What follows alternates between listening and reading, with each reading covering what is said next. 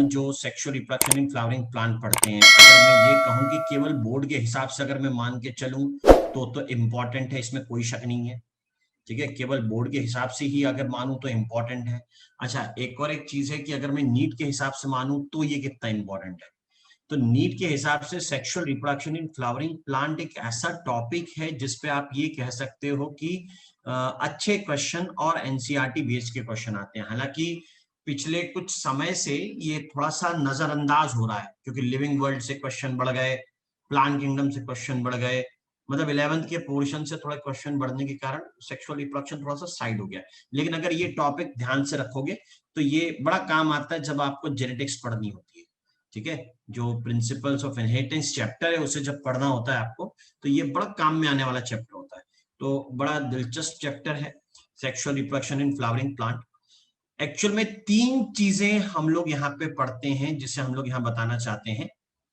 ठीक है, 3 चीजें हम लोग कहते हैं कि टोटल सेक्सुअल रिप्रोडक्शन के लिए मेरे पास जो 3 नाम है, एक कंपैरेटिव एम्ब्रियोलॉजी, दूसरी वाली डिस्क्रिप्टिव एम्ब्रियोलॉजी, और तीसरी होती है जिसे हम लोग कहते हैं एक्सपेरिमेंटल एम्ब्रियोलॉजी।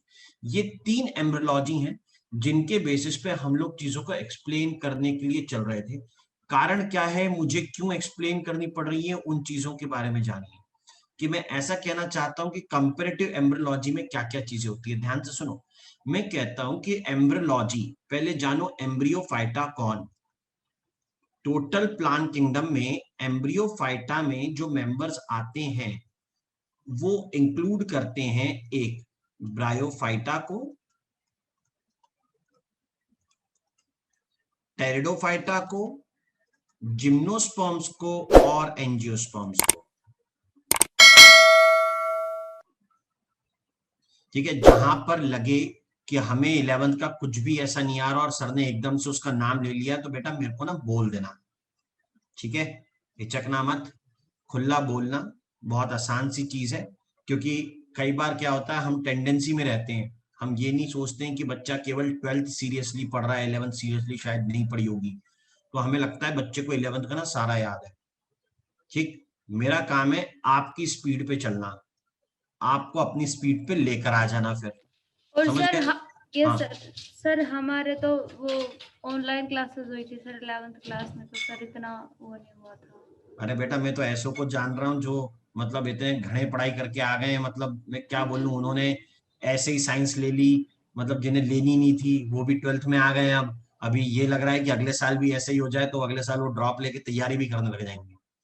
ठीक है, खैर अपन को उससे मतलब नहीं रखना है, इसलिए मैं बोल रहा हूँ जहां ऐसा लगे कि पिछले साल ऑनलाइन क्लास हुई थी और हमसे वो चीज छूटी। मैंने क्यों ये बोला, क्योंकि ये बहुत कॉमन है। क्योंकि जब आप ऑनलाइन पढ़ते हो तो एक बात होती है कि इसमें हमेशा आपका दोष नहीं है।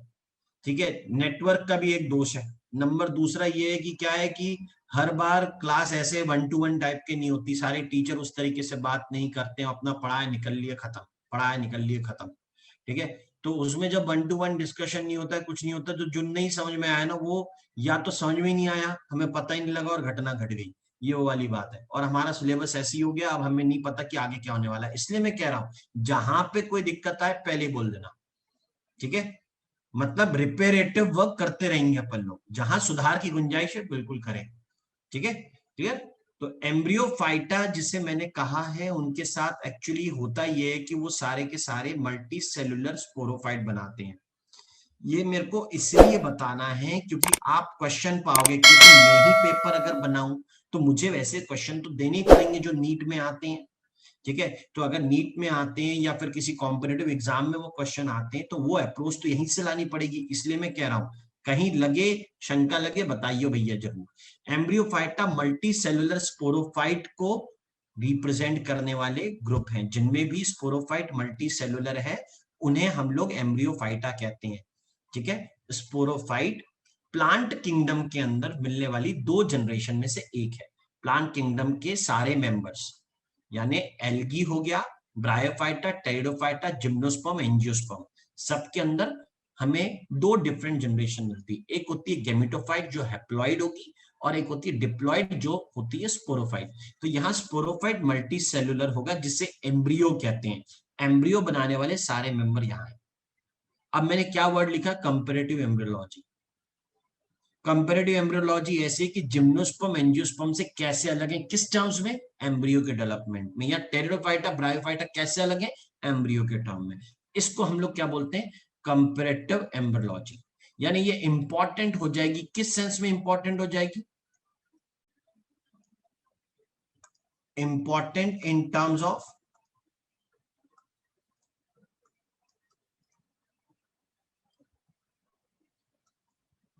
टैक्सोनॉमी।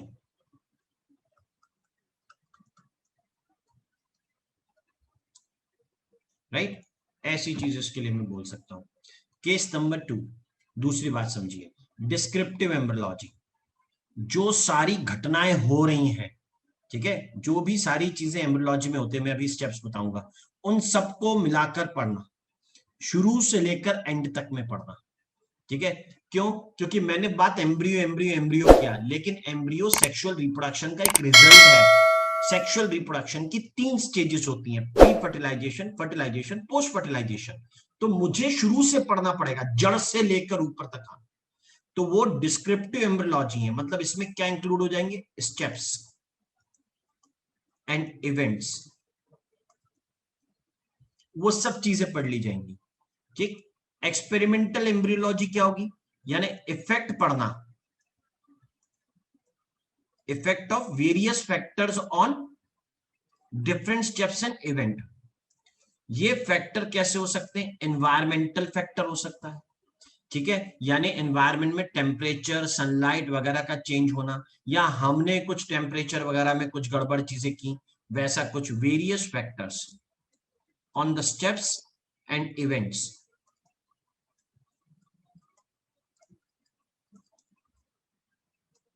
इन एम्ब्रियोलॉजी।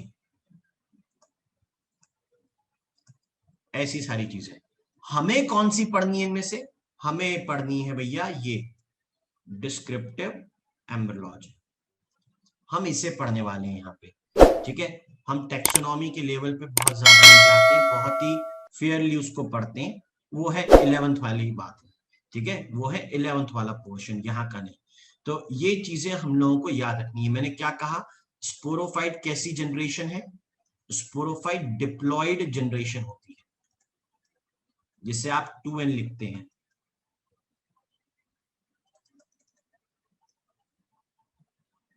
ठीक है, ओके, तो डिप्लॉयड कैसे बने और हैप्लॉयड कैसे होते हैं, ये रिप्रोडक्शन के डिफरेंट इवेंट्स के टाइम पे होता है।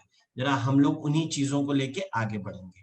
तो ये हो गई एम्ब्रियोफाइटा वाली बात। अब एम्ब्रियोफाइटा से नेक्स्ट पे हम लोग जाते हैं, चीजें देखते हैं कि कैसे हम लोग इसको एक्सप्लेन कर सकते हैं। तो हम लोग स्टेप वाइज चलेंगे। हम लोग डिस्क्रिप्टिव एम्ब्रियोलॉजी पढ़ रहे हैं, ठीक है, और डिस्क्रिप्टिव एम्ब्रियोलॉजी मैंने आपसे कहा कि वो सेक्सुअल रिप्रोडक्शन है, कुछ अलग चीज नहीं है।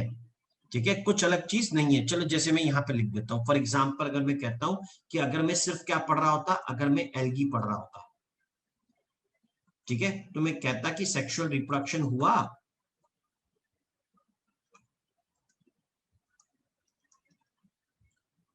और उसका जो प्रोडक्ट बना है उसका क्या कहेंगे, उसको हम लोग जाइगोट कहेंगे, इति, यहीं तक। ठीक, तब नेक्स्ट बात होती है ब्रायोफाइटा, टेरिडोफाइटा।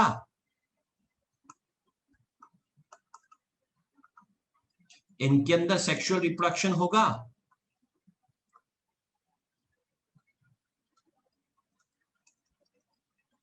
और यहां हम लोग कहते हैं उससे जो प्रोडक्ट बना था वो एक्चुअल में जाइगोट तो है, लेकिन जाइगोट तो डिवाइड करके इनमें क्या बना देता है, एम्ब्रियो बना देता है। तो इसमें एम्ब्रियो को बोलोगे। पहले पेज को पढ़ोगे ना एनसीईआरटी के इस चैप्टर के, तो दिमाग घुमा देगा। अभी देखो कैसे बता रहा हूं, सुनो। एंजियोस्पर्म्स में और जिम्नोस्पर्म्स में क्या होता है, एंजियोस्पर्म और जिम्नोस्पर्म्स के अंदर क्या चीजें होंगी, उसने कहा सेक्सुअल रिप्रोडक्शन। हाँ बेटा, नो सर, हाँ, सेक्सुअल रिप्रोडक्शन हुआ, और सेक्सुअल रिप्रोडक्शन से जो प्रोडक्ट हुआ है उन्होंने लिख दिया है, जाइगोट नहीं लिख रहे, वो तो एक कदम आगे पहुंच चुके हैं, वो एक कदम आगे पहुंच चुके हैं। क्या लिख रहे हैं वो, सीधे सीड। ये लो, उन्होंने क्या लिखा है, सीड लिखा है। वो तो फ्रूट भी लिख रहे हैं, बाद में फैल जाएंगे, ठीक है, बाद में फैल जाएंगे। ये सीड कैसे आया है, ये सीड कैसे आया है, तो सीड आया इस तरीके से, जिसको हम लोग कह रहे थे कि पहले जाइगोट बना, जाइगोट से एम्ब्रियो बना, और एम्ब्रियो जो होता है वो किस में प्रेजेंट होता है, ओव्यूल में होता है। ओव्यूल आगे क्या बना देता है, सीड बना देता है। ठीक, तो ये ध्यान से रखना कि इनके प्रोडक्ट क्या हैं। तो ये चीजें अलग हैं, एम्ब्रियोलॉजी सब में पढ़ी जाती है। Embryogenesis, development of embryo, embryology, embryogeny की स्टडी। ठीक है, हम ये कह रहे हैं कि दैट एम्ब्रियो बनने की कहानी इधर से शुरू हुई है, यहाँ पे देखो। और अब हम कह रहे हैं कि अगर मैं किसी भी ऑर्गेनिज्म को पढ़ूं, चाहे वो एल्गी है, ब्रायो है, टेरिडो है, एंजियोजिम्नो कोई भी है, या इवन ह्यूमन बीइंग हो, सेक्सुअल रिप्रोडक्शन में 3 इवेंट्स होते हैं। ठीक है, सेक्सुअल रिप्रोडक्शन में 3 इवेंट्स होते हैं, देखिएगा ध्यान से। पहला इवेंट, तो हम लोग ये कहते हैं कि सेक्सुअल रिप्रोडक्शन के जो इवेंट हुए वो क्या क्या है।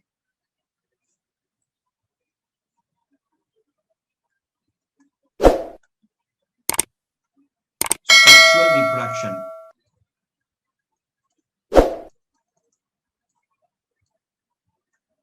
इन ऑल ऑर्गेनिजम्स, सारे ऑर्गेनिजम्स के अंदर, इररिस्पेक्टिव, चाहे फंजाई हो, कोई प्रोटिस्टन एल्गी हो, मतलब यूनिसेलुलर ऑर्गेनिज्म हो, अगर सेक्सुअल रिप्रोडक्शन करता है तो उनके अंदर ये चीज फिक्स है। क्या फिक्स है? उनके अंदर ये फिक्स है कि उनके अंदर जो भी स्टेप होंगे वो ये होंगे।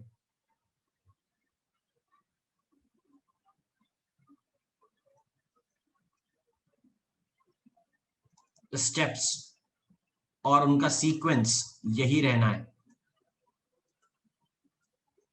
ठीक है, अब ध्यान से सुनना, मैं यहां कंफ्यूज करना नहीं चाहता हूं, जरा क्लियर रखिए मैंने क्या कहा है, स्टेप्स की बात की है। ठीक है, तो पहला स्टेप कह रहा हूं, पहला स्टेप क्या हो जाएगा, एक प्री फर्टिलाइजेशन। पिछला चैप्टर पढ़ा हुआ हो, हालांकि वो सिलेबस से कटा हुआ है, लेकिन क्या करें, ऐसी चीज काट दी है क्योंकि उनको लगता है कि मास्टर अगले चैप्टर में तो पढ़ाएगा ही। दूसरा होता है जिसे कहते हैं फर्टिलाइजेशन, और तीसरा होता है जिसे कहते हैं पोस्ट फर्टिलाइजेशन।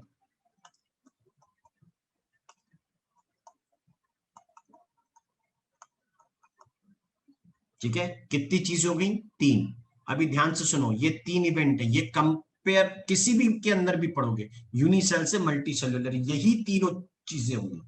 ठीक है, सबके अंदर यही होना है। हम लोग पहले पढ़ेंगे प्री फर्टिलाइजेशन इवेंट, मतलब फर्टिलाइजेशन से पहले की बातें, उसमें जो भी होता हो।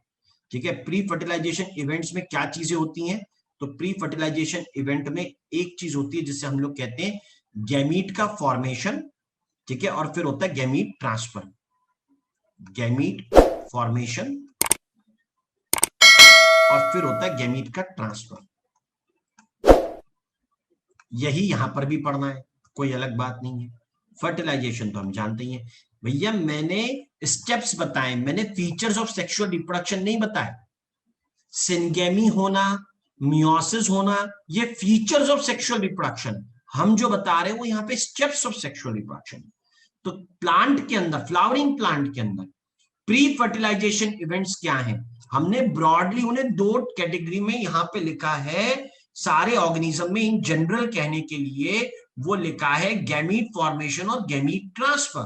क्या सब में यही केवल है, या इसको और ज्यादा इलॉबरेट कर सकते हैं? तो वो इलॉबरेट करने की बात इधर आ गई, जरा खुल के, जरा और ज्यादा क्लियर बताते हुए। तो वो क्या क्या हो जाएंगी वो सुनिएगा। जैसे पहले नंबर की बात, हम कहते हैं कि प्लांट के अंदर सेक्सुअल रिप्रोडक्शन में पार्टिसिपेट करने वाला ऑर्गन, सॉरी एंजियोस्पर्म प्लांट में सेक्सुअल रिप्रोडक्शन में पार्टिसिपेट करने वाला ऑर्गन जो है वो फ्लावर है। ठीक है, मैं इसे सेक्स ऑर्गन नहीं कह रहा, समझ गए बात, मैं इसे सेक्स ऑर्गन नहीं कह रहा हूं, लेकिन कई सारे ऑथर अपनी किताबों में जनरली लिख देते हैं। ठीक है, क्लियर, लेकिन ऐसा कहना पूरी तरीके से सही नहीं होगा, क्योंकि सेक्स ऑर्गन गैमेटोफाइट बियर करते हैं। ठीक है, गैमेटोफाइट स्ट्रक्चर जो होगा वो सेक्स ऑर्गन बनाएगा, उसमें गैमीट बनेंगे। यहां पर हम कह रहे हैं फ्लावर वो जगह जिसने सेक्सुअल रिप्रोडक्शन में पार्टिसिपेट करना है। अब जैसा कहते हैं कि flowers are morphological and embryological marvels, मतलब उसमें कुछ खास चीजें, कैसे कि देखने में इतने सुंदर लग रहे हैं, इतने अलग अलग तरह के लग रहे हैं, तो हमने आधा समय उनको देखने में, उनकी सुंदरता को निहारने में खर्च कर दिया। उनका रोल क्या है इनके बारे में हमने पढ़ा ही नहीं। दिलचस्प बात यह है कि जो फ्लावर को अट्रैक्टिव बना रहा है वो रिप्रोडक्शन में पार्टिसिपेट नहीं करता। ठीक है, वो रिप्रोडक्शन में पार्टिसिपेट नहीं करता है। ठीक है, और जो पार्टिसिपेट करते हैं रिप्रोडक्शन में वो बड़े छोटे से स्ट्रक्चर्स हैं, वो बहुत छोटे हैं। और वो कौन से हैं? वो दो पार्ट, एक एंड्रोशियम और दूसरा जो होता है वो कौन है? गायनोशियम। ठीक, वर्ड का मतलब समझने की कोशिश करिए भैया, लैटिन वर्ड्स के मीनिंग होते हैं। एंड्रे का मतलब होता है मेल से, गायनी का वर्ड होता है फीमेल से, गायनेकोलॉजिस्ट, स्त्री रोग विशेषज्ञ। ठीक है, अच्छा, एंड्रे मतलब एंड्रोशियम की बात करें, एंड्रोशियम में जो मेंबर होते हैं वो क्या होते हैं? स्टेमन। और गायनोशियम में जो मेंबर होते हैं उसे अक्सर हम लोग पिस्टिल लिखते हैं, हालांकि कार्पल भी लिख सकते थे। ठीक है, कई सारी कार्पल मिलके भी एक अकेली पिस्टल बना सकती है, ऐसा इसलिए बोला। तो अब हमने कहा कि ये स्टेमन है और ये कार्पल है, तो ये बाकी सब चीजें इसमें क्या हैं जो यहाँ पर प्रेजेंट है, जिसे मैं सेपल कह रहा हूं या जिसे मैं पेटल कह रहा हूं, ये किस नाम की, किस काम के? ठीक है, एंड्रोशियम और गायनोशियम क्योंकि सेक्सुअल रिप्रोडक्शन में पार्टिसिपेट करने वाले इंपॉर्टेंट यूनिट हैं। क्लियर, सेक्सुअल रिप्रोडक्शन में पार्टिसिपेट करने वाली इंपॉर्टेंट यूनिट है, इसलिए इन्हें हम लोग क्या कहते हैं? एसेंशियल वर्ड कहते हैं, मॉर्फोलॉजी में है ये चीज। Therefore these are essential words. ये फ्लावर के अंदर सबसे एसेंशियल पार्ट में यही आते हैं। ठीक है, वो फ्लावर जिसमें एंड्रोशियम और गायनोशियम दोनों हो उन्हें हम लोग बायसेक्सुअल फ्लावर कहेंगे। क्लियर, ये जो फोटो मुझे दिया हुआ है इधर पे, ठीक है, लेफ्ट हैंड साइड में, मैं कह रहा हूं इस फोटो के अंदर जैसी भी चीजें मुझे दिखाई दे रही हैं वो सारी की सारी कैसी हैं? ठीक है, वो एक ऐसे फ्लावर की है जिसमें कैलिक्स, कोरोला यानी एक्सेसरी वर्ड्स है, और एंड्रोशियम गायनोशियम भी है यानी एसेंशियल वर्ड भी है। एक कंप्लीट फ्लावर है, a typical flower with all the floral parts. ठीक, ओके, इस चीज को समझे हम। अच्छा, और एक बात सुनिए, जब इसी के बारे में पढ़ रहे हैं तो एक बात याद रखिए कि फ्लावर को जब मैं मेंशन करता हूं इसमें,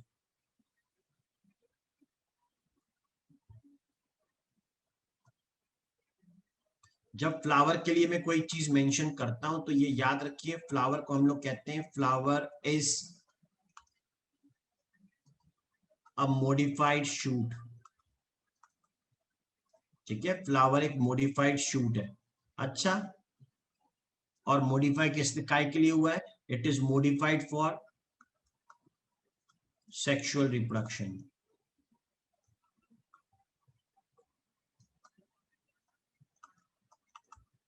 डायरेक्ट आइडिया लेना चाहते हैं बिना एनसीईआरटी से बाहर जाए, बिल्कुल ले सकते हैं, 200% ले सकते हैं। कुछ नहीं करने का, बहुत इजी सी बात है, एनसीईआरटी 11th की खोलो, 251 252 पेज को देखो। ठीक है, जहां फोटो पीरियडिज्म वगैरह एक्सप्लेन किया हुआ है ना, उन चीज को पढ़ो, मजा आ जाएगा। उसको पढ़ोगे, वो कहते हैं कि लीव ने लाइट रिसीव करी, वो लाइट का परसेप्शन जो है स्टिमुलस है, और वो कुछ बनाता है लीफ में जो कहां चले जाता है? शूट अपाइसिस पे चले जाता है, जो कन्वर्ट हो जाते हैं फ्लोरल बड में। लियो, शूट टिप पर क्या प्रेजेंट होता है? बड प्रेजेंट होता है। ठीक है, जब तक कोई बड फ्लोरल पार्ट नहीं बना रहा है उसे क्या बोलेंगे? वेजिटेटिव बोलेंगे, यानी स्टेम ही बोलेंगे।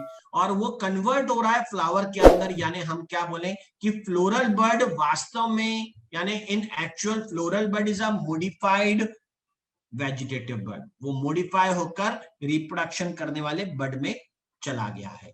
तो ऐसी चीज उसको हम लोग बता सकते हैं। ठीक है, एनसीईआरटी से मैंने रेफर किया, मैंने बाहर से कुछ रेफर नहीं किया। बाहर से करने के लिए तो बहुत सारी चीजें, लेकिन वो सेक्सुअल रिप्रोडक्शन करेगा ऐसी चीज कोई डायरेक्ट नहीं बोलता है। मॉडिफाइड शूट के बारे में कहता है, सेक्सुअल रिप्रोडक्शन करेगा वो तो अब पढ़ना है।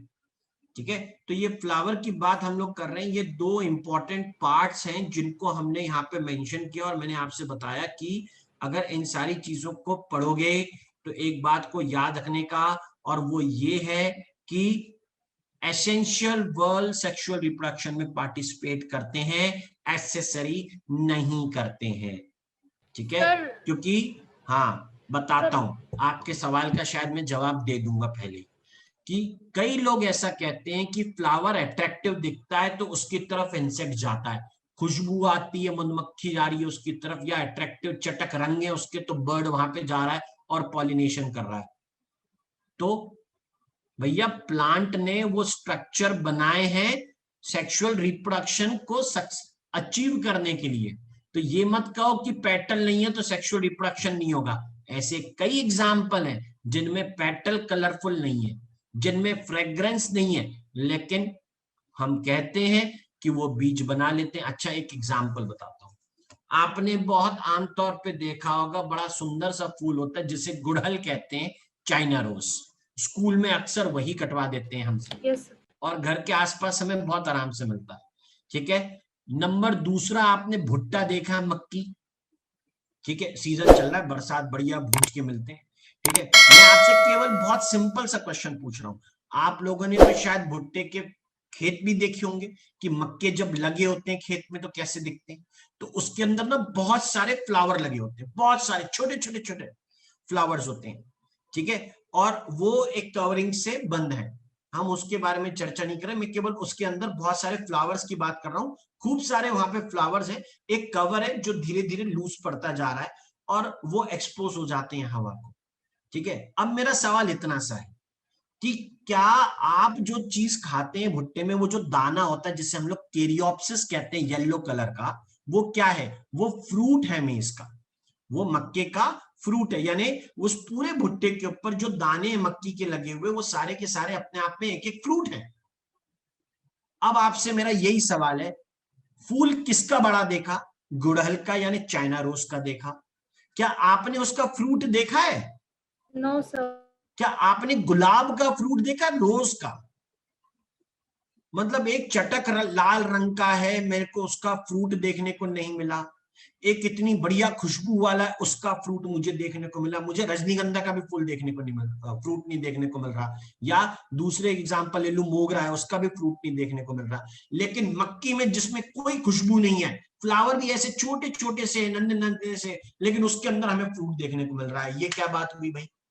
तो क्लियर समझ लो, पेटल सेपल जैसी चीजें ना भी होती या वो इतनी सुंदर नहीं भी दिखती, तो भी प्लांट कुछ ना कुछ अचीव करके क्या कर लेता? सेक्सुअल रिप्रोडक्शन कर लेता। ठीक है, यानी गुड़हल का फ्लावर उतना सक्सेसफुल नहीं है, रोज उतना सक्सेसफुल नहीं है। हालांकि अपनी लाइफ में मैंने आज तक केवल एक बार गुड़हल के अंदर उसका फ्रूट बनते हुए देखा, एक बार, वो भी तब जब मैं कह रहा हूं हमारे गार्डन में 4 पौधे लगे हुए थे गुड़हल के, अच्छे बड़े बड़े, जिन्हें कलम से लगाया था, इतने से हम लोगों ने ग्रो होते हुए देखे। और हम ये समझ कर सकते हैं, मैंने सालों बाद उसके ऊपर केवल एक बार फ्रूट देखा था। दुर्भाग्य तब मोबाइल के कैमरे आते होते और कैमरे इतने कॉमन होते, हम उसकी फोटो जरूर खींचते। लेकिन मक्की का फ्रूट इतना कॉमन है कि कोई भी देख सकता है, चावल के दाने इतने कॉमनली मिल रहे हैं, या दूसरे और फूड होते इतने कॉमनली मिल जाते, केला इतना कॉमनली मिल जाता है। फ्रूट कुछ आप फ्लावर अट्रैक्टिव देखते नहीं हो, लेकिन फ्रूट मिल रहा है। तो आप ये कह लो क्लियर कट कि पेटल सेपल को आप एक्सेसरी, सहायक मान लीजिए, सहायता करने वाला मान लीजिए, लेकिन सेक्सुअल रिप्रोडक्शन में उसका कोई बहुत बड़ा रोल है नहीं। क्या वो गैमीट बनाते हैं? नहीं बनाते। क्या वो गैमीट ट्रांसफर करते हैं? नहीं करते।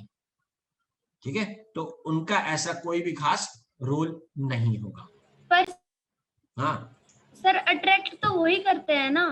मैंने कहा ना, बिना अट्रैक्शन के भी काम हो रहा है, बिना अट्रैक्शन के भी काम हो रहा है। मैंने आपको अट्रैक्टिव फूल के एग्जांपल बताया, उसमें तो आपने फ्रूट देखा नहीं। ठीक है, लेकिन जिसमें अट्रैक्शन उतना ज्यादा नहीं था, उसमें इतने सारे फ्रूट बन गए थे। तो इसका मतलब ये है कि बिना अट्रैक्टिव पार्ट के भी प्लांट अचीव कर सकता है। तभी तो इसको एक्सेसरी बोला, एसेंशियल नहीं बोला है। ठीक है, अच्छा किसी फ्लावर के पास सिर्फ पेटल और सेपल है, क्या कर लेगा?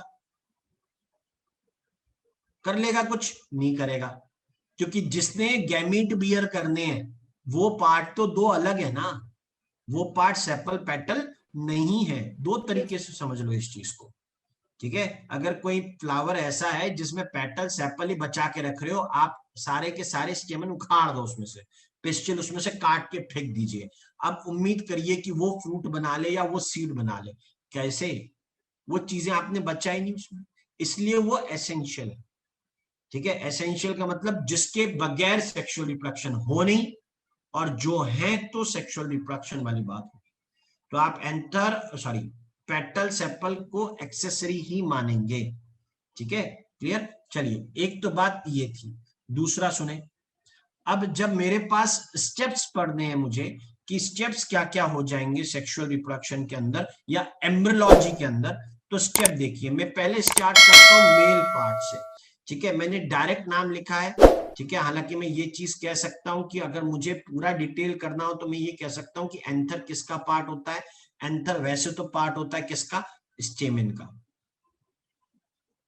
एंथर ऐसे किसका पार्ट होता है? स्टेमिन का। ठीक है, और एंथर से आगे जो चीजें बनती हैं उन चीजों के बारे में सुनिए। जैसे एंथर से हमने कहा कि एंथर के अंदर पार्ट्स होंगे, वो क्या करेंगे? माइक्रोस्पोरोजेनेसिस करेंगे। मीनिंग बताऊंगा मैं। उसके बाद कहते हैं माइक्रोस्पोरोजेनेसिस से माइक्रोस्पोर बनेगा। ठीक, माइक्रोस्पोर से हम लोग कहते हैं डेवलपमेंट ऑफ मेल गैमेटोफाइट होता है। अच्छा, मेल गैमेटोफाइट को पोलन ग्रेन कहते हैं। ठीक है, उसे हम लोग पोलन ग्रेन कहते हैं। तो मेल गैमेटोफाइट या पोलन ग्रेन जो है वो अपने पेरेंट बॉडी को छोड़कर दूसरी जगह पे जाता है, ज्यादातर में ऐसे ही होता है। उसका जाना पॉलिनेशन कहलाता है, और उसके बाद वो गैमीट्स बनाया करते हैं। ठीक है, क्योंकि वो माइक्रोस्पोर से बने छोटे साइज के गैमीट है, तो उन्हें हम लोग माइक्रोगैमीट्स भी बोल सकते हैं। मेल गैमीट मतलब माइक्रोगैमीट, उनका फॉर्मेशन माइक्रोगैमेटोजेनेसिस। अब रुकिए, बात ऐसी है कि मुझे यहां पर यह बताना जरूरी है कि feature of sexual reproduction achieve हो रहे हैं कि नहीं। एंथर कैसा है? एंथर की प्लॉइडी लिखी जाती है कि एंथर होता है 2n। ठीक है, यहां हो जाता है मियोसिस, समझे? यहां पर माइक्रोस्पोरोजेनेसिस में जो चीजें होंगी वो क्या करवाएंगी? मियोसिस करवाएंगी।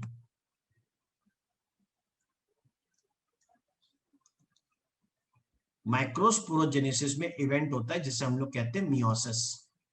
मियोसिस का काम है रिडक्शन, डिवीजन, क्रोमोसोम के नंबर को हाफ कर देना। तो माइक्रोस्पोर कैसे हैं? एन।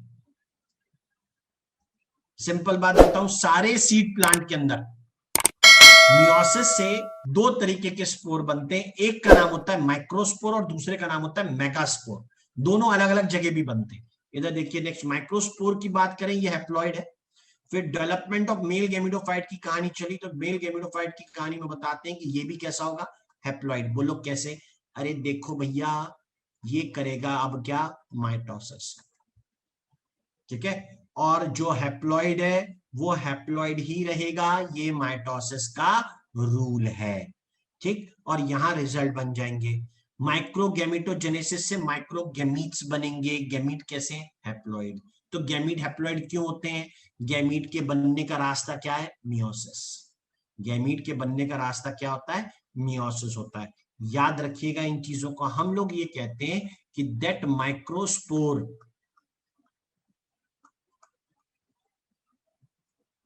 ठीक है, माइक्रोस्पोर जो है वो क्या है?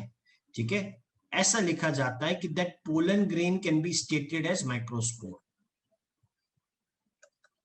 Pollen grain can be called as microspore. Reverse नहीं देना, can be called as microspore. वो इसलिए बोल रहा हूं क्योंकि पोलन ग्रेन जो होता है वो सिंगल सेल स्टेज को, 2 सेल स्टेज को, 3 सेल स्टेज को, तीनों को बोला जा सकता है। ठीक है, तो ये बात माइक्रोस्पोर के रिगार्डिंग हो रही है, और माइक्रोस्पोर से डिवाइड करने के बाद जो स्ट्रक्चर बनता है वो मेल गैमेटोफाइट है। पोलन ग्रेन ही आगे जाके मेल गैमेटोफाइट बनेगा। ठीक है, पोलन ग्रेन ही आगे जाके मेल गैमेटोफाइट बनेगा। तो सुनो, ऐसा है, माइक्रोस्पोर बनता है कहां पर? सुनिए ध्यान से, माइक्रोस्पोरेंजिया में। वो स्पोरेंजियम जो माइक्रोस्पोर बना है उसे माइक्रोस्पोरेंजिया कहते हैं। क्लियर? और माइक्रोस्पोरेंजिया लगती हैं माइक्रोस्पोरोफिल पे। ये क्या बात हुई? ये वर्ड पहली बार हम लोग यूज करते हैं जिम्नोस्पर्म में। ठीक है, माइक्रोस्पोरोफिल, मेगास्पोरोफिल, ये जो वर्ड यूज होते हैं ये यूज होते हैं सबसे पहले जिम्नोस्पर्म्स में। तो माइक्रोस्पोरोफिल कौन है, क्वेश्चन, स्टेमन या एंथर? आंसर है स्टेमन। स्टेमन को ही क्या बोलोगे, माइक्रोस्पोरोफिल। और एंथर के अंदर स्ट्रक्चर्स होते हैं जो क्या बनाते हैं, माइक्रोस्पोरेंजिया। आगे डेवलपमेंट में आएंगे, अभी तो हम स्टेप पढ़ रहे हैं। माइक्रोगेमेटोजेनेसिस के परिणाम स्वरूप जो चीज हमारे पास बनी है वो मेल गेमीट्स होंगे, किसके अंदर, पोलन ग्रेन के अंदर होंगे। ठीक है, क्लियर। अब बात ये कि फीमेल में क्या क्या चेंजेस हुए या फीमेल पार्ट में क्या क्या हुआ, गायनोशियम में बोल रहा हूं। ठीक है, गायनोशियम में जब बता रहे हैं तो गायनोशियम में बताते टाइम आपको बोलता हूं मैं नंबर पहली चीज कि स्ट्रक्चर होता है जिससे हम लोग कहते हैं ओव्यूल। अरे भैया ओव्यूल कहाँ मिलता है, ठीक है, ये ओव्यूल कहाँ है, तो हम लोग कहते हैं ये ओव्यूल जो मिलता है वो होता है किसके अंदर, ओवरी के अंदर। ओवरी होती है किसका पार्ट, पिस्टिल का पार्ट।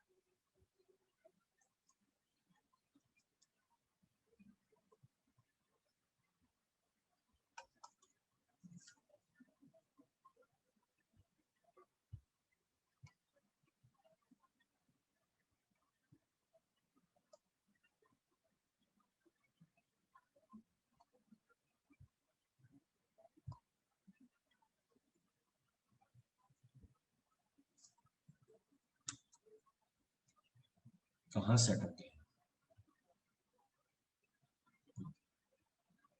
ओव्यूल किसका पार्ट है, पिस्टिल का पार्ट है। तो यानी पिस्टिल हो गई या ओव्यूल हो गया, इनकी प्लॉइडी को क्या लिखोगे बेटा, डिप्लॉइड, यानी 2n लिखोगे। कोई पूछे ओव्यूल की प्लॉइडी क्या है, 2n। पिस्टिल क्या होती है भैया, पिस्टिल वो वाला पार्ट जैसे हमने पहले लिखा, स्टेमन को माइक्रोस्पोरोफिल, पिस्टिल को क्या बोलूंगा, मेगास्पोरोफिल। तो एंथर माइक्रोस्पोरेंजिया बियर करता है, तो ओव्यूल मेगास्पोरेंजिया बियर करता है, ये मेगास्पोरेंजियम हो जाएगा। ठीक है, इसे हम लोग मेगास्पोरेंजियम कहते हैं, इधर बता देता हूं मैं, आसान लगेगा। ठीक है, ये लोअर ग्रुप से हम लोग इसको पढ़ सकते हैं। ठीक है, लोअर ग्रुप जो होते हैं, मतलब जिम्नोस्पर्म से अगर चलूं तो वैसा कह सकता हूं कि ये मेगास्पोरोफिल के इक्वल है, कौन, पिस्टिल। और ओव्यूल जो है वो मेगास्पोरेंजियम के इक्वल है।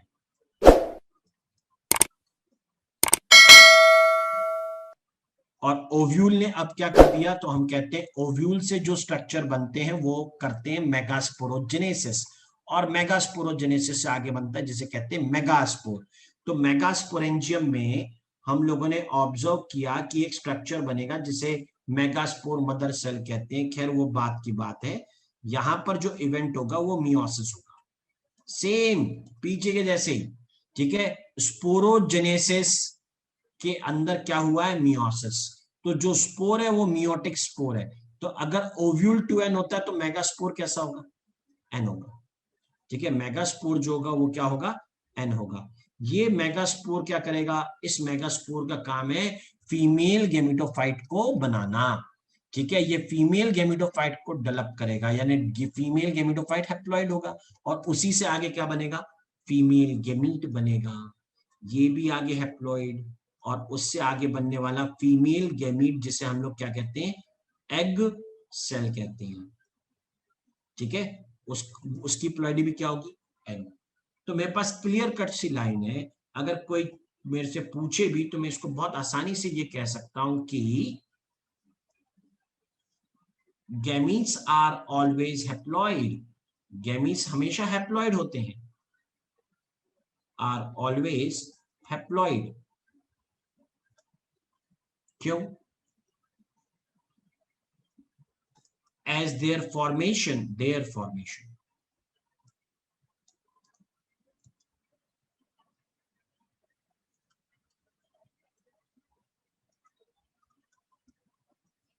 involves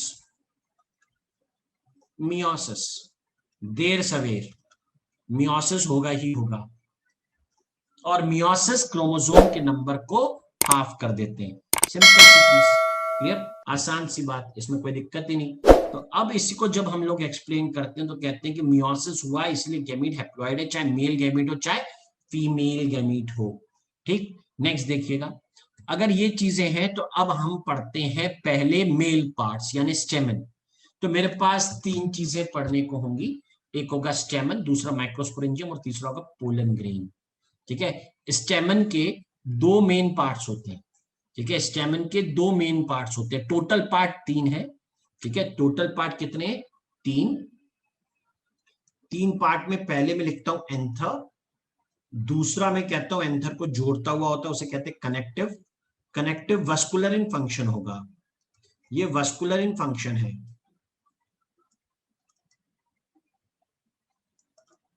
और तीसरा पार्ट होता है जिसे हम लोग कहते हैं फिलामेंट।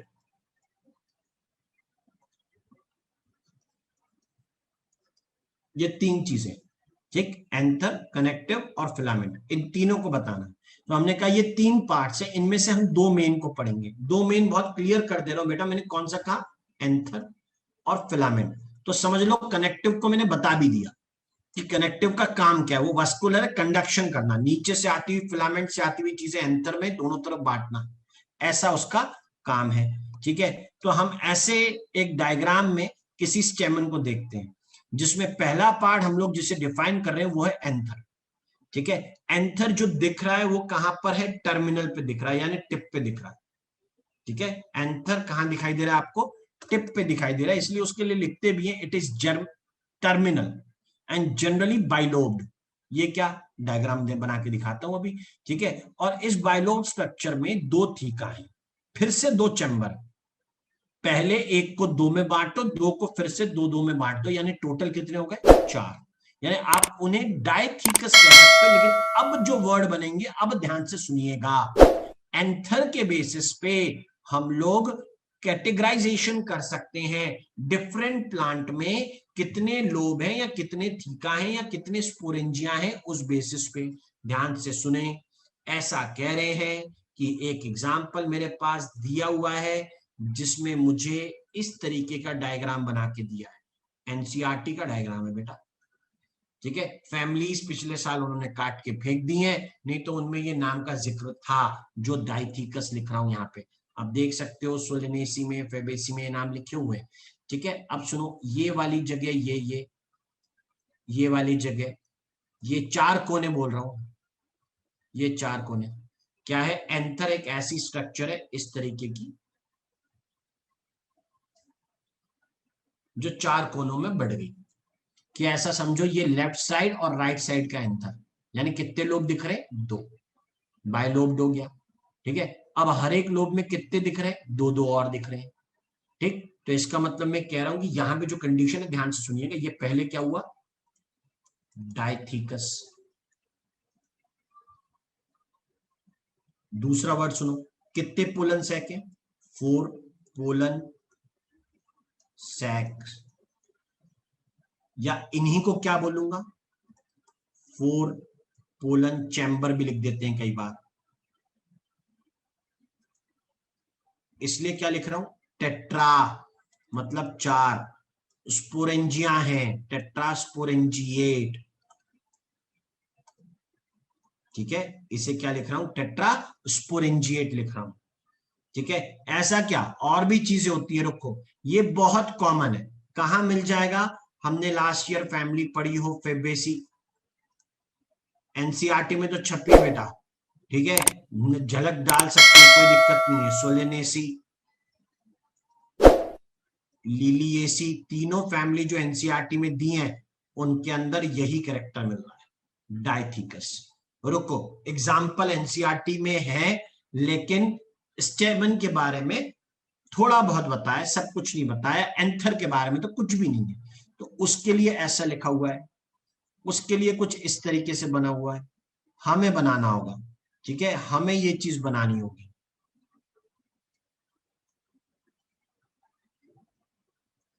तो इसके पास इधर और इधर ये लोब है, ये एक, ठीक है, और ये दूसरा। ठीक, यानी इसकी कंडीशन ऐसी हुई है जिसको हम लोग कह रहे हैं कि इनके पास एक लोब में एक ही पोलन सैक।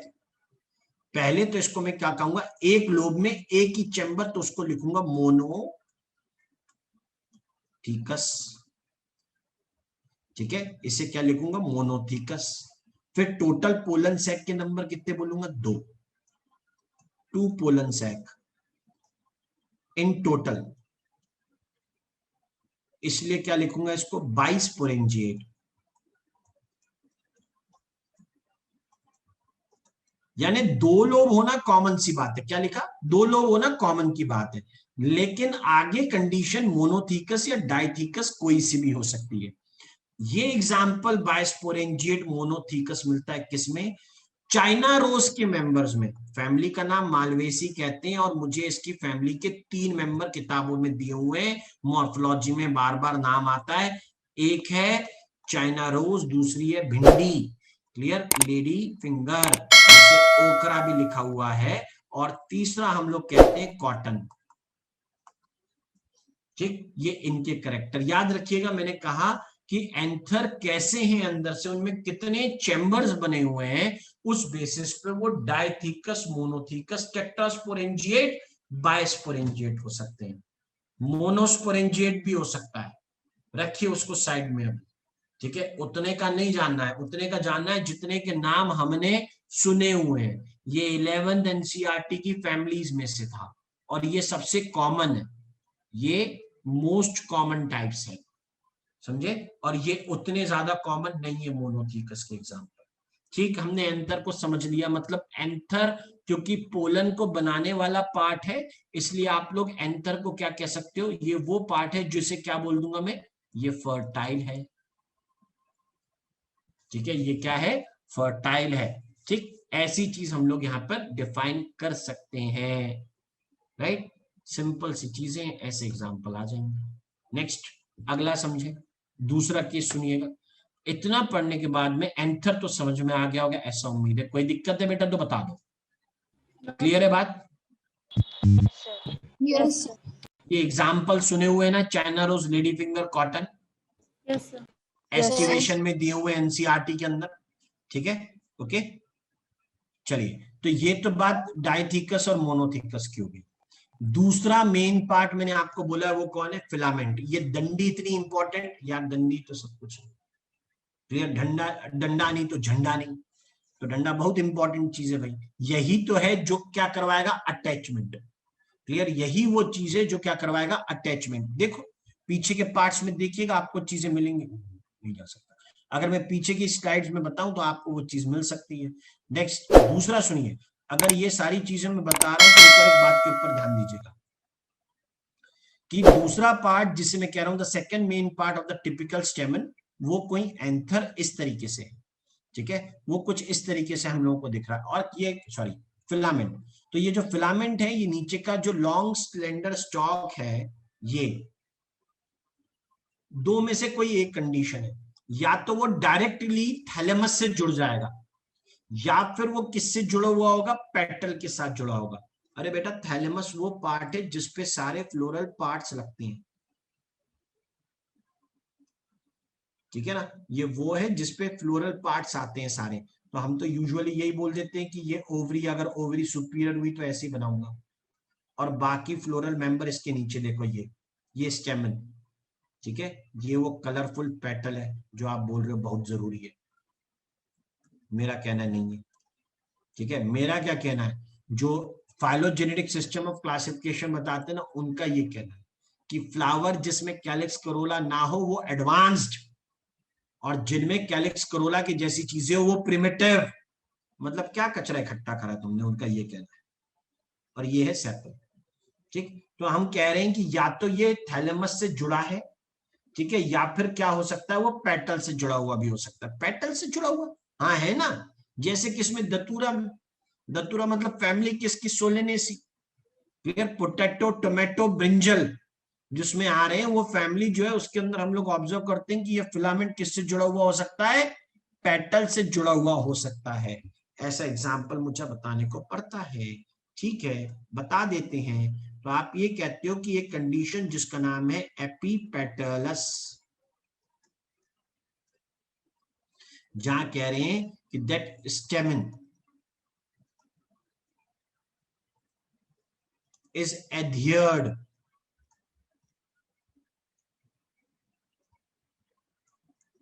to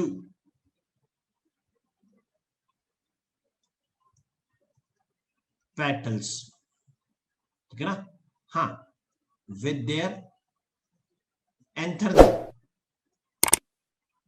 फिलामेंट्स, ठीक है ना, एंथर नहीं जुड़ा, एंथर थोड़ा सा कंपैरेटिवली फ्री है, ऐसी कंडीशन एपिपेटलस है। ठीक, कहां देखते हैं हम लोग ऐसी कंडीशन, हमें सोलेनेसी फैमिली के अंदर देखने को मिलती है, वही फैमिली जिसके मेंबर्स को हम लोग लिखते हैं एक दतूरा जैसा कॉमन एग्जांपल, दूसरा एग्जांपल हम लोग कहते हैं पोटैटो, ब्रिंजल, ठीक है, इस तरीके के एग्जांपल्स को हम लोग यहाँ पे डिफाइन कर सकते हैं। ठीक, तो ये कंडीशन हम यहाँ पे डिफाइन करें जिसमें वो पेटल से जुड़ा हो सकता है, मालूम होना चाहिए ना, थैलेमस से जुड़ा हो तो कोई भी देख लेगा, जब आप खुद फ्लावर के पार्ट्स को अलग अलग करने लगोगे तो आप इसको ऑब्जर्व कर लोगे कि हमें ज्यादातर फ्लावर्स के अंदर स्टेमन सीधे थैलेमस से जुड़ा हुआ दिख रहा था। ठीक है, अभी बात यह है कि वो पेटल से जुड़ा हो सकता था, वो भी हमने देख लिया था, तुरे का फुल कॉमन है, सीजन में मिल जाता है बहुत आसान से, ठीक है, सावन चल रहे उसमें मिल जाएगा, देख सकते हैं उसके अंदर। ठीक, चलिए इतनी बात यहाँ पे बताई। नेक्स्ट आता है कि ये दो पार्ट्स बन गए, अब इनके अंदर होगा क्या, तो मैंने कहा आपको एंथर सबसे इंपॉर्टेंट पार्ट होने वाला है, एंथर वो पार्ट है जो सबसे इंपॉर्टेंट होने वाला है, और जब इसे हम लोग डिफाइन करते हैं तो उसके अंदर क्या क्या कैरेक्टर होंगे। ठीक, तो उसे हम लोग कहते हैं कि ये मेरे पास स्ट्रक्चर है एनसीईआरटी के डायग्राम में दिया हुआ, और उन्होंने कहा है कि ये पोलन सैक से ये जो बाहर निकलते दिखाई दे रहे हैं ये पोलन ग्रेन है। अच्छा, अगर ये पोलन ग्रेन है तो इस तरीके से लिबरेट हो रहे हैं, तो यानी जैसे उसमें कोई ओपनिंग है, क्या लिखा है, लाइन ऑफ डेहिसेंस लिखा है, कि इसमें कोई ओपनिंग है जहां से ये सब बाहर निकलते हुए दिखाई देते हैं। क्लियर, तो आप ये कह रहे हो कि जिसे मैंने क्या कहा है, पोलन सैक कहा है, वो एक्चुअल में माइक्रोस्पोरेंजिया हैं, पोलन सैक जो है वो एक्चुअल में माइक्रोस्पोरेंजिया ही है, या ये कहो कि प्लांट एंजियोस्पर्म्स में माइक्रोस्पोरेंजिया कौन है, तो वो पोलन सैक। ओके, ठीक, ये फूट कैसे गया, एक ऐसा भी हो सकता है कि अंदर इतने सारे डिवीजन हो कि बाहर की लेयर टूटने लग जाए, एक तो तरीका यही होता है, दूसरा ये होता है कि कोई मैकेनिज्म हो जो यहां से ओपनिंग को क्रिएट करता हो। खैर, यहां कहते हैं कि पोलन सैक में क्या होती है, ऊपर से नीचे तक जो भी लाइन ऑफ सेल्स है, लाइन ऑफ सेल्स है, ठीक है, ऊपर से नीचे तक जो भी लाइन ऑफ सेल्स है वो कैसे सेल्स है, पोटेंट सेल्स है, मतलब उनकी कैपेसिटी के ऊपर शक नहीं करने का, ठीक है, मतलब वो बहुत काबिल है, पोटेंट, और पोटेंशियली टू डिवाइड, वो डिवाइड करने वाले सेल हो सकते हैं। डिवाइड करने वाले सेल का क्या करेक्टर है, डिवाइड करने वाले सेल का करेक्टर है जिसका साइटोप्लाज्म डेंस हो और न्यूक्लियस प्रोमिनेंट हो जाए, ठीक है, जिसका साइटोप्लाज्म डेंस हो और न्यूक्लियस प्रोमिनेंट हो जाए, मतलब बिल्कुल तैयार ही बैठे हम तो डिवाइड करने के लिए, cytoplasm is dense, nucleus is prominent,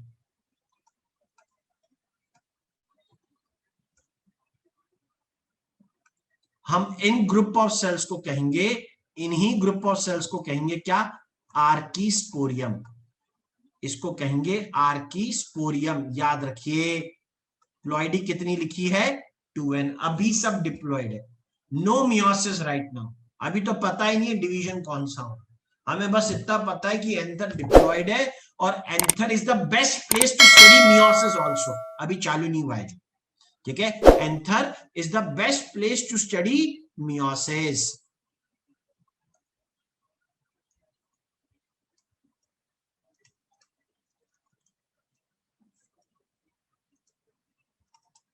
best place to study meiosis,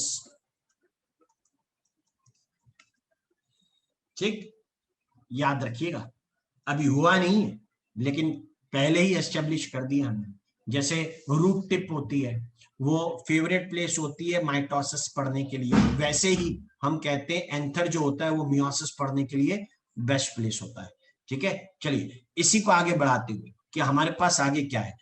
अब ये जो आर्किस्पोरियम है उसकी कहानी जानिए।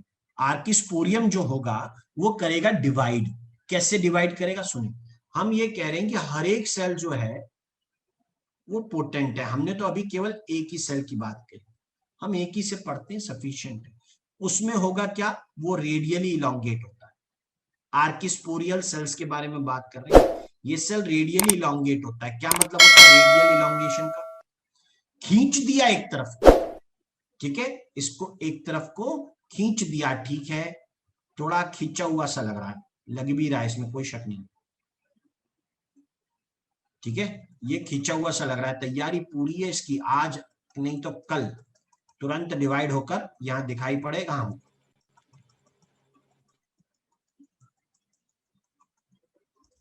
ठीक है, ये रेडियली इलोंगेट हुआ और ये सेल अब क्या करेगा, अब ये डिवाइड करेगा। कैसे, ये डिवीजन होता है जिसे कहते हैं पेरिक्लिनल डिवीजन।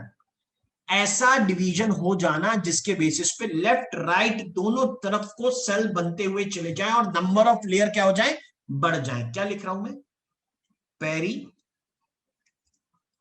डिवीजन होगा।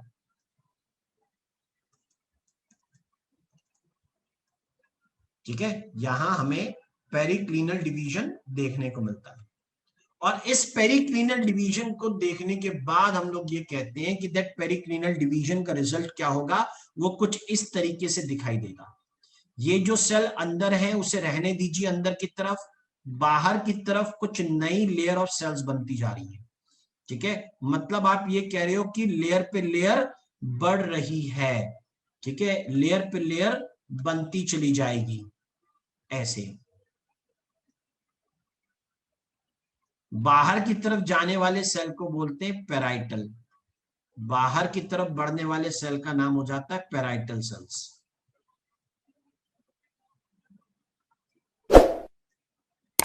ऐसे ये सेल बनते चले गए, लेयर बढ़ती चली गई। ठीक है, वो डिवाइड होते चले गए, सेल्स के नंबर ऐसे बढ़ते चले गए।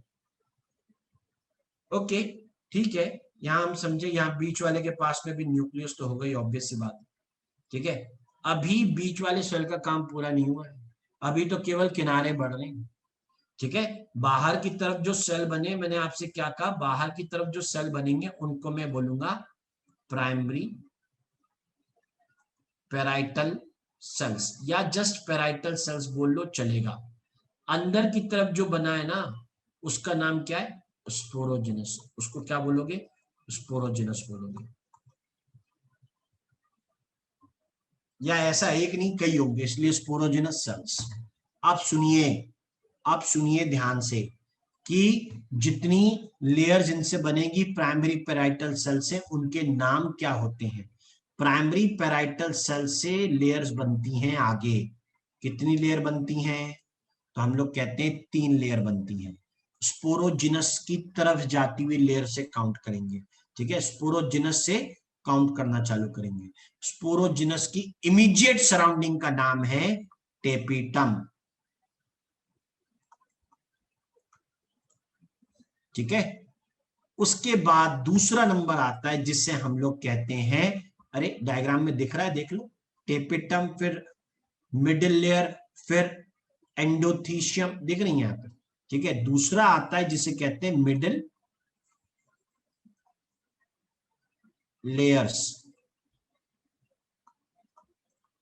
कितना क्लियर लिखा है, लेयर्स मतलब एक नहीं कई। और फिर लिखा है एंडो, अंदर, थीशियम की तरफ बनने वाली। ठीक है, प्राइमरी पेराइटल लेयर ने कितनी बना दी, 3। लिखा क्या है बेटा यहां पर, 4। चौथी कौन है, डायग्राम में ढूंढ आंसर दे। चौथी लेयर कौन सी है, बोलो भाई। एपिडर्मिस। एपिडर्मिस, ये पहले से ही थी। ठीक है, प्लांट बॉडी में शूट टिप से लेकर रूट टिप तक जो चीज कंटिन्यूअस चल रही है, वुडी स्ट्रक्चर ना हो तो जो चीज कंटिन्यूअसली चल रही है, लीफ पर, स्टेम पर, रूट पर, उसका नाम क्या है, एपिडर्मिस है। तो एपिडर्मिस को लेकर एंथर आया था, अभी 3 नई और बना ली, टोटल लेयर कितनी हो जाएगी 4। ठीक है, इसका मतलब है क्या चारों लेयर ओरिजिन में सेम है? आंसर है नहीं। ठीक है, 4 लेयर को कैसे लिखूंगा? 3+1 करके लिखो ताकि याद रहे कि ये 3 अलग ओरिजिन से हैं और ये एक अलग ओरिजिन की है।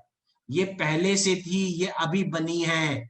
तो जब एंथर वॉल मैच्योर होने लगेगी तो मुझे 4 लेयर दिखाई देंगी। चारों की तारीफ बाद में करेंगे, पहले ये जान लो कि वो 4 लेयर कौन सी हैं, वो यहां आपके सामने लिखी हुई। ठीक है, कि एक को आप कहते हो बाहर से अंदर की तरफ आते टाइम एपिडर्मिस, दूसरी होती है एंडोथीशियम, ठीक है, तीसरी होगी मिडिल लेयर और चौथी होती है जिसको कहते हैं टेपिटम। तो स्पोरोजिनस टिश्यू कितनों से घिरा हुआ है? आंसर है 4। यानी in a matured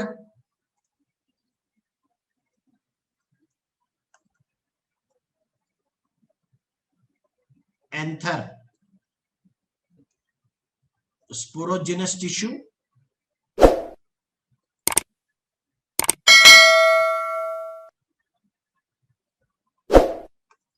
is surrounded by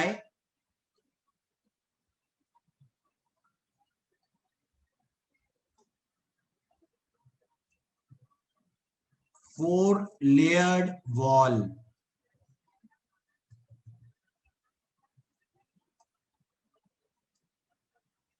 ठीक है, बहुत सिंपल बात। ओके, हर एक पेज पे कोई ना कोई क्वेश्चन बनता है, याद रखेंगे। एपिडर्मिस शुरू से थी, जो अनोखी बात है वो ये है 3 नई लेयर का बनना। ओके, जब एंथर मैच्योर कर रहा है उसके साथ में बन रही है। ठीक है, ये हो गई ये चीज है। अब इसके बाद में स्पोरोजिनस डिवाइड करेगा, टेप्टम के फंक्शन को अलग से पढ़ा जाएगा, तो तब जाके ये सारी चीजें एक्सप्लेन होती हैं। अब इस बात की सारी चीजें एक तरीके से याद रखिए कि जब हम इसको पढ़ रहे हैं तो आपको इसको पढ़ते टाइम ये ध्यान रखना है कि बायोलॉजी को जब पहली बार पढ़ा जाए तभी इतने ध्यान से पढ़ा जाए, तभी वो याद रहेगा। अगर आपने ये सोचा कि हम दूसरी तीसरी चौथी पांचवी बार पढ़ के बायोलॉजी को बहुत अच्छा कर सकते हैं, कमी शुरू से थी, अंत तक रहेगी। मैं कह रहा हूं कमी रखने का ही नहीं, शुरू से ही पढ़िए, बायोलॉजी समझ के पढ़ो तो टाइम कम खर्चा करवाएगी। अगर समझी नहीं ना तो आप एंड तक बायोलॉजी पढ़ते रह जाओगे, लेकिन कभी 360 में से 360 नंबर नहीं आएंगे, बच्चों के नहीं आते। उसका कारण ही यही है, वो फिजिक्स समझते हैं और बायोलॉजी को रटने की कोशिश करते हैं, लेकिन होता एक्चुअली उल्टा। आपको क्या करना है? बायोलॉजी समझनी है। क्यों? क्योंकि बायोलॉजी है लैंग्वेज का काम। शब्द इधर उधर किए, कहानी बिगड़ गई। मैंने आपसे क्या कहा? मैंने अभी जो सीक्वेंस लिखा है वो बाहर से अंदर की तरफ लिखा है। ठीक है, क्या कहा? बाहर से अंदर की तरफ लिखा है, ताकि जैसा मैंने बनाया है वैसा मैं कंफर्म कर पाऊं। ठीक है, लेकिन यही बात अगर मैं कहूं कि मैंने उल्टा सीक्वेंस लिख के पूछा कि बताओ सबसे नियरेस्ट लेयर कौन सी है स्पोरोजिनस की, बच्चे का होश गायब। क्यों? ना डायग्राम ध्यान था, ना लाइनें ध्यान थी, वो तो केवल किताब रटते रह गए। तो उसे नहीं चलाना है।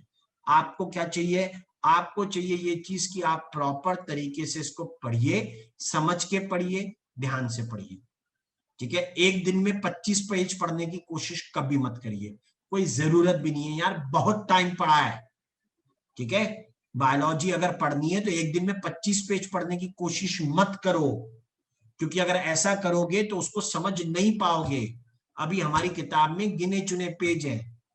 ठीक है, कितने? करीबन 300 350 पेज हैं एक एनसीईआरटी में, उतने बहुत है भाई। तो मेरे को क्या 25 पेज पढ़ने की क्या पड़ी है एक दिन की? कुछ नहीं पड़ी है, कोई जरूरत ही नहीं। समझ के पढ़िएगा, आराम से हो जाएगा, बिना किसी दिक्कत के हो जाएगा। पढ़नी रोज है, 25 नहीं पढ़ने हैं, लेकिन मैं दिन के 1.5 पेज पढ़ूंगा। हम आज कितना पढ़ पाए? ठीक है, अगर हम ये कहते हैं हम आज कितना पढ़ पाए, तो हम लोग यहां तक पहुंचे जहां एनसीईआरटी का तीसरा पेज है। हाँ, कल थोड़ा सा तेज हो जाएंगे। क्यों तेज हो जाएंगे? क्योंकि कुछ चीजें यहां बतानी थी, ठीक है, जो यहां समझानी थी, आगे वो समझाने की नहीं है, केवल चित्र बनाने की है। समझे? तो ऐसा होता है बायोलॉजी में कि पेज कम या ज्यादा होता रहता है। इसलिए ये याद रखो कि आपको हर रोज 25 पेज पढ़ने का टारगेट नहीं बनाना है भाई को। इंस्टेड एक लिमिटेड नंबर में गुड क्वेश्चंस करिए। जैसा साहब ने बताया डीपीपी का प्लान है, तो डीपीपी आपको मिलेंगे, तो 15-20 डीपीपी के क्वेश्चन जो होते हैं बहुत होते हैं, ठीक है, अच्छे क्वेश्चन रहेंगे, बस रेगुलर रहना है, यही कुंजी है और कुछ नहीं। ठीक बेटा, तो thank you very much, good night, पढ़ाई करिए मन से और ध्यान रखिए, ठीक है। Thank you sir. Yes. Thank you.